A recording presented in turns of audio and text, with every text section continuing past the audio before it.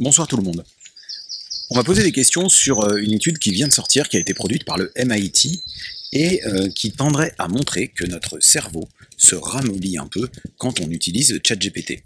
Alors, est-ce que c'est vrai? Donc cette étude, elle s'appelle Your Brain on ChatGPT, donc votre cerveau sous ChatGPT, et elle montrerait que l'utilisation de ces intelligences artificielles diminue l'activité cérébrale lors de l'écriture. Alors qu'en est-il exactement? Et puis qu'est-ce qu'on fait de tout ça pour penser notre propre rapport à l'intelligence artificielle? Alors, qu'est-ce qu'elle dit déjà cette étude? En gros, je vais aller assez vite parce que vous en avez sûrement déjà entendu parler. Elle dit qu'elle a constitué 3 groupes. Et elle a demandé à ces 3 groupes, à 3 groupes d'étudiants, de faire un texte sur un sujet imposé. Un groupe d'étudiants avait comme outil son cerveau, tout seul.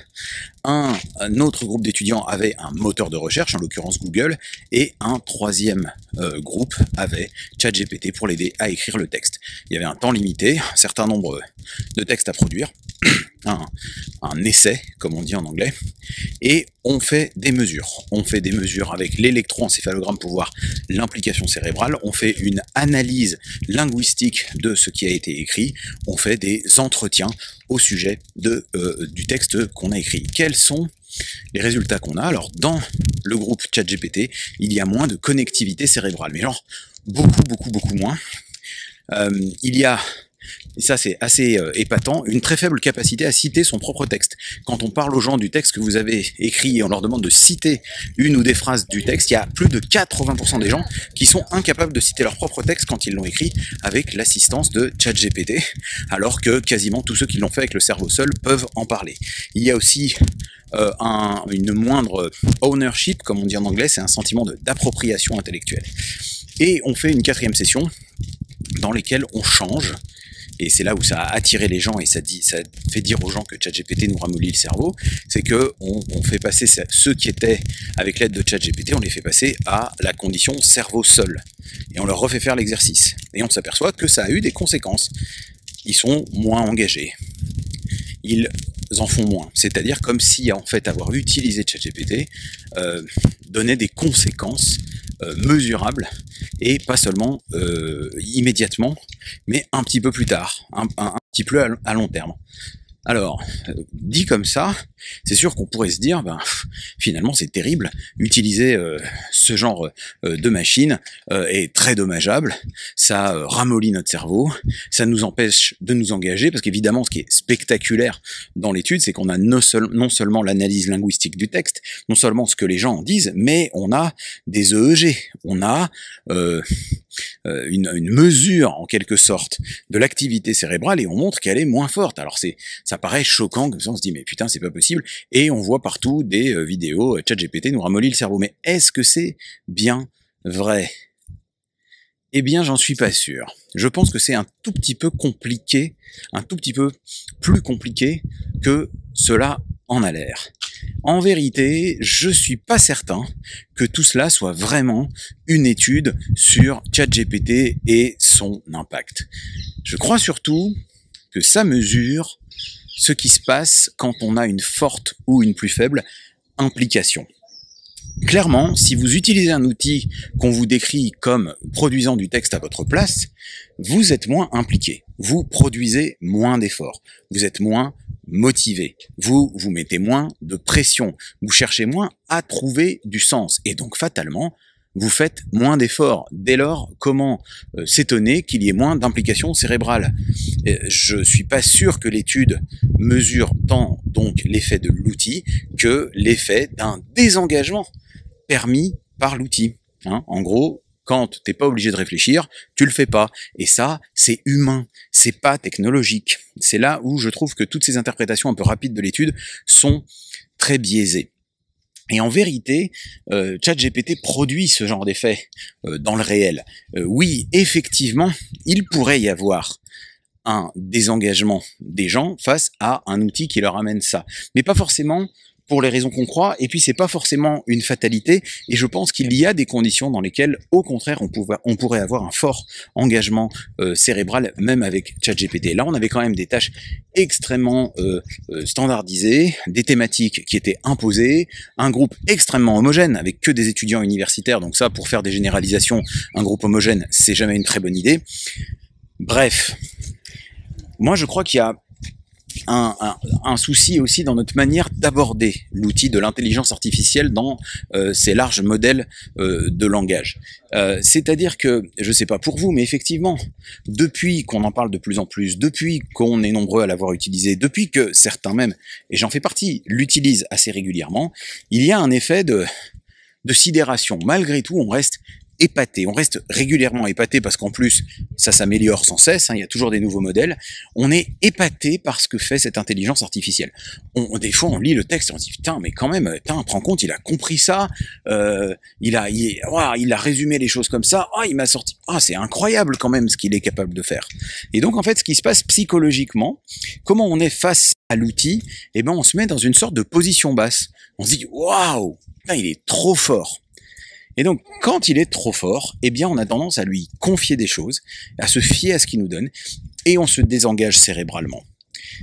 Et ça se voit de plus en plus. On a des textes produits par ChatGPT, il finit par avoir un style, ce brave ChatGPT, puisque moi je trouve qu'on reconnaît, les gens qui ont sorti du texte produit par ChatGPT, sans l'avoir repris, sans avoir mis leurs pattes, on finit par les reconnaître tout de suite. Et pourquoi? C'est parce que c'est des personnes qui vont se mettre en position basse par rapport à ChatGPT.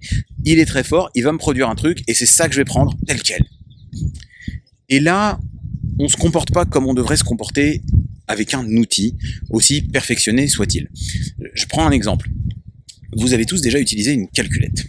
Une calculette, pour les gens qui faisaient des calculs complexes à la main il y a 2, 3, 4 siècles, voire plus, c'est un outil, si on donnait une calculette scientifique à, je ne sais pas moi, à Isaac Newton ou à Aristote, je pense qu'ils seraient hallucinés de toutes les capacités que peut leur donner cette machine.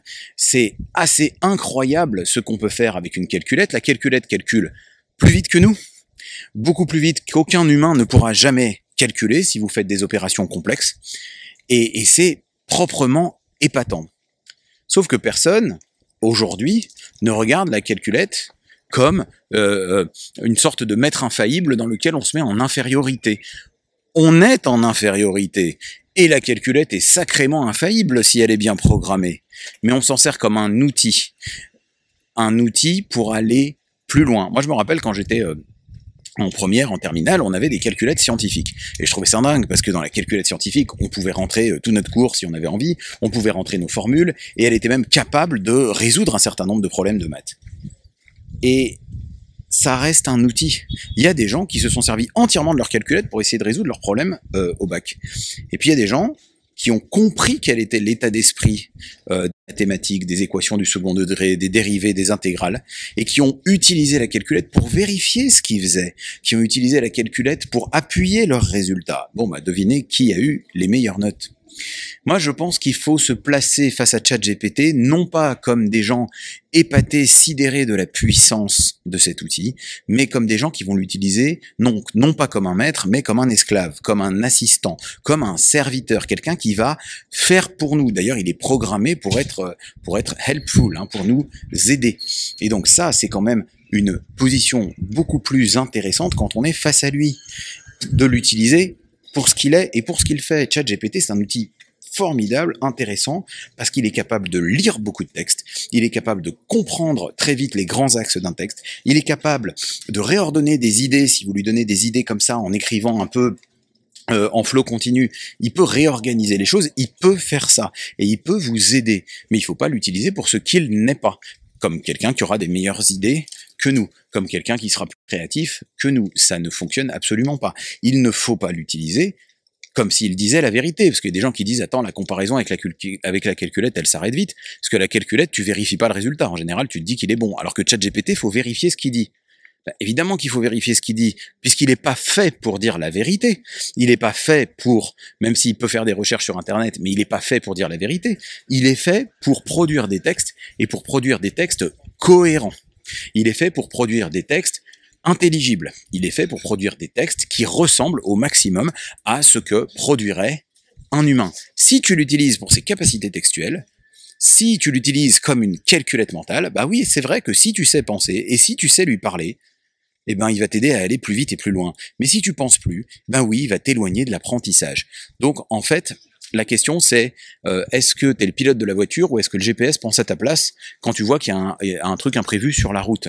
Est-ce que, voilà. Donc, il faut s'en servir comme un serviteur, il faut s'en servir comme un outil, et un outil, on apprend à s'en servir. Et donc, est-ce qu'il y a un danger de ramollissement du cerveau et de délégation à ChatGPT? Oui, et c'est ce qui va faire, comme pour tous les outils, qu'il y aura, c'est je pense inévitable, un usage à deux vitesses. Comme Internet, on pourrait apprendre à faire de meilleures recherches sur Google. On pourrait apprendre à avoir un très bon usage d'Internet qui est un outil génial et qui forcément est moins épanouissant si on s'en sert que pour doom scroller des vidéos de chats mignons. Et c'est comme pour tout. Et il y a un Internet à deux vitesses et même à plein de vitesses. Il y a des gens qui se servent d'Internet pour construire des choses, pour innover, pour avancer, pour apprendre parce qu'ils savent s'en servir. Et il y a des gens qui se ramollissent le cerveau sur Internet. Il y a des gens qui utilisent la calculette pour ne plus rien apprendre et d'autres qui utilisent la calculette pour apprendre plus loin. Il y aura des gens, et c'est fatal, qui apprendront à se servir de ChatGPT pour ce qu'il est et pour ce qu'il peut leur apporter, et ils iront plus loin que les autres. Et il y a des gens qui lui délègueront des choses, il y a des gens qui le verront comme un maître auquel on prête parole d'évangile à tout ce qu'il nous raconte et on fait du copier-coller, et ceux-là iront moins loin et ils se feront distancier, et comme je vous le disais, on commence déjà à les repérer parce que on voit des textes, vraiment c'est flagrant qu'ils ont été établis par ChatGPT. ChatGPT il a un style, et si tu sais pas bien le prompter, et il fait des textes reconnaissables. Pour finir, je voudrais parler d'une autre étude qui est sortie à peu près en même temps et qui parle pas de la même chose, mais dont on a vu parler sur Internet, qui parle de ChatGPT et qui parle, et alors là c'est un peu plus technique, donc je suis un peu moins spécialisé, là ça parle plus du cerveau, mais qui parle de Collapse of GPT, donc je vous mettrai la référence dans la description, et qui nous décrit un phénomène quand même assez intéressant et que je trouve autrement plus questionnant. C'est que on se rend compte qu'il peut y avoir une perte de qualité si une intelligence artificielle s'entraîne à partir de textes d'intelligence artificielle. Je m'explique. Vous savez que ChatGPT et tous les modèles de langage s'entraînent à partir de ce qu'ils appellent leurs données d'entraînement, qui sont en fait des quantités de textes, d'énormes quantités de textes, des quantités de textes qui regroupent énormément de textes de livres, de journaux, énormément de textes d'Internet, une partie non négligeable de l'Internet qui va servir à ChatGPT à s'entraîner, à apprendre ce qu'est un texte et à produire, et c'est ce qu'il fait, des textes qui seraient dans la moyenne. C'est ce qu'on peut dire de ChatGPT, son travail, c'est de produire, si tu fais rien d'autre, il produit le texte que produirait un humain moyen. Et c'est ce qu'il fait parce qu'il s'est entraîné en lisant des milliers de textes, et c'est comme ça qu'ils ont appris. D'accord ? Et que se passe-t-il si au lieu d'apprendre des textes humains, il apprend des textes que l'intelligence artificielle produit à partir de textes humains? Eh bien, on se rend compte dans cette étude, qui est très, encore une fois, technique, mais ce que je comprends, c'est que si tu donnes à une intelligence artificielle comme donnée d'entraînement des textes qui sont déjà des textes d'intelligence artificielle, donc déjà pré-appris, pré-mâchés et moyens, eh ben la qualité ne fait que baisser. Et ce qui est en train de se passer en ce moment, c'est qu'Internet commence à être envahi de textes produits par l'intelligence artificielle. Il y a des milliers, des millions, des milliards de textes produits par l'intelligence artificielle qui sont sur Internet et donc qui vont servir à des données d'entraînement de l'intelligence artificielle. Et donc, ça veut dire que le niveau va baisser. Il y a une baisse des idées, une platitude. Et donc, c'est intéressant parce que ça veut dire que l'IA a besoin d'humains pour rester fertile et que l'humain a besoin de lui-même. Donc, si on se fie trop à l'IA, que ce soit nous ou l'IA, on s'auto-recycle et on ne fait rien de bon. D'accord ? Donc, ce que je voudrais dire pour finir, c'est que l'intelligence artificielle, c'est pas quelque chose, selon moi, qui va disparaître. L'intelligence artificielle va rester, elle est là. Je crois que la seule hypothèse, c'est si certains écologistes ont raison de penser que bientôt on n'aura plus assez d'énergie pour faire tourner Internet et pour faire tourner l'énergie que ça demande, ce qui est une hypothèse qui n'est pas impossible. Mais en dehors de ça, l'IA va rester, elle est là et elle sera partout. Mais il ne faut pas que ce soit l'outil qui décide de notre implication, mais bien notre implication, notre rapport à lui qui décide de ce que ça va devenir. Voilà. Donc on peut penser avec ChatGPT, en s'appuyant sur ChatGPT, j'en suis convaincu. Il ne faut ni penser à sa place, ni le laisser penser à notre place. D'accord? Et donc je dirais que si c'est un outil pour penser plus et pour penser plus loin, c'est vachement bien, parce que le vrai danger, c'est pas ChatGPT qui nous éteint, ce serait nous qui arrêterions de penser. Il faut donc un usage raisonné, actif, intelligent, réfléchi de cet outil, et je pense qu'il peut avoir, comme tous les autres outils que j'ai cités, les internet, les calculettes, les ordinateurs ou même l'imprimerie, il peut avoir la possibilité de nous emmener nettement plus loin si on l'utilise correctement et pour ce qu'il est. Et on voit bien que si on l'utilise incorrectement ou pas pour ce qu'il est, là par contre il peut nous éteindre et il peut s'éteindre.